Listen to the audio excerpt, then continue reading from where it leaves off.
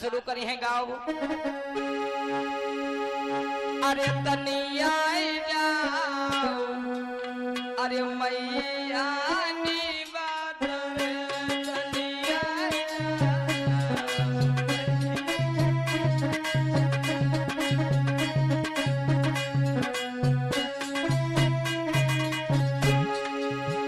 अम्मा बहनी गई हैं तनिया जाओ मैया नी बात रे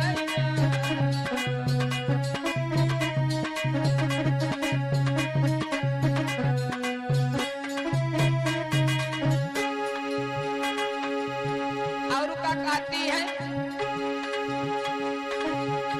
अरे सोने के थारा मैं भोजन बनाया।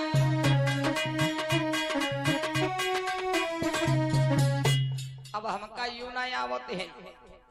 इस सोने के थारे में भोजना बने तो खवाई का कुकरन में यहाँ दे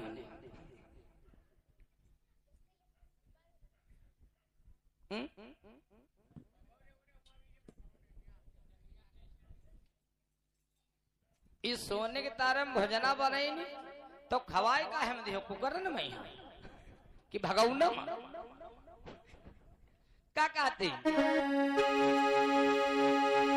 अरे सोने के थाला में भोजना बनाया।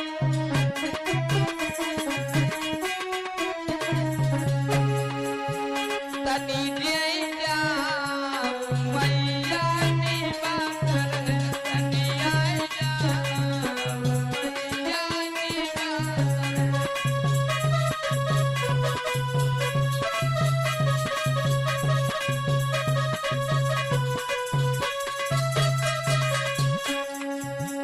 अरे नी बात रे मैया नी बात रे हे भैयन माता हे भगवती मैया ना उनका है भगवती कब हो इनका नाई बोलौती तब हो ही जाती।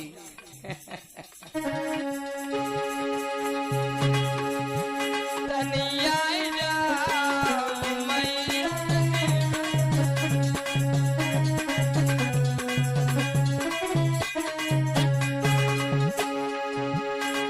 और का कहते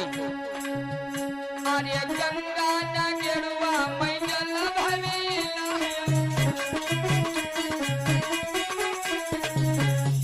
ना है इनके हाथ में गंगा और ना है इनके हाथ में गेरुआ। अब भला ये कोछे में यहाँ जरूर अपना ही कहती हैं अरे गंगा ना गेरुआ मैं जल भरेला ना इनके हाथ में गंगा है ना गेरुआ है और जल भल नहीं कोछे में अपना ही कहती अरे गंगा